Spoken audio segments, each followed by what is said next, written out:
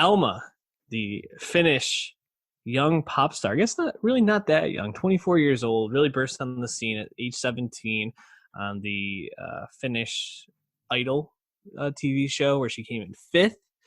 Then she kind of popped on some songs, had some hits over in Finland, and now is releasing her solo album. Has been kind of collaborating with Charlie XCX and Tuvlo and Miley even a little bit over the last couple of years. So some big names that co-sign with her and her ability.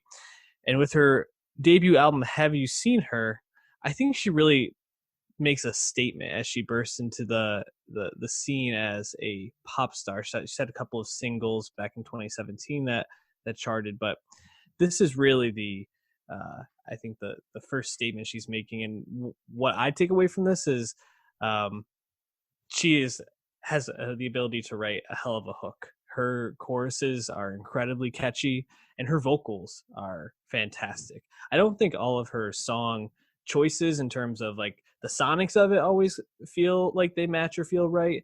And she's definitely still trying to find, I think, her distinct sound. However, I was really blown away by this as a first album. How did you feel about Alma's debut? Yeah, I think that's a good way to put it because her biggest song, Chasing Highs, which I think is a really good song and also has an amazing hook, as you might expect at this point. That's like a really like kind of formulaic, bombastic electro pop song. Pretty familiar sound, but good. And she doesn't really do that on this, as you're saying. Mm-hmm. And like she's not going into that more formulaic radio friendly lane. And in the past, she has helped people do that. As you mentioned, she's did a lot of co-writing with Miley Cyrus. She wrote that Charlie's Angels song that Miley and Ariana are on. Like she's kind of been around. And you mentioned Tuvlo. That seems to be a real collaboration. We get more of that here. I really liked her first EP, Dye My Hair. I think that's my favorite piece of work from her. Mm-hmm. And in terms of like songs I really like to take away from it.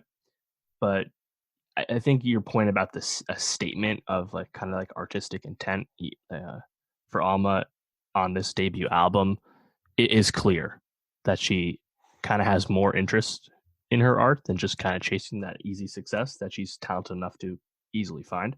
And that's pretty cool.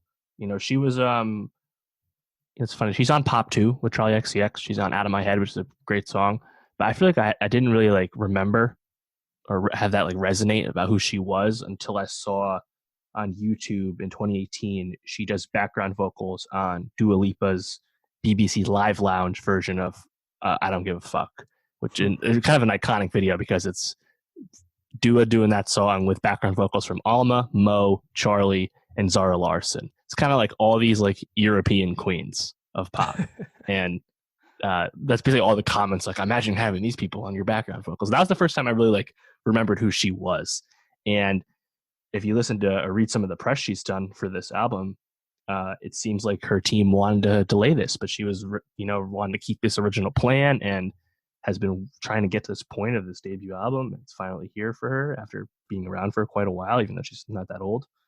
And yeah, I think it's pretty cool. I still like the earlier stuff a little bit more, just because I think I like the sound personally.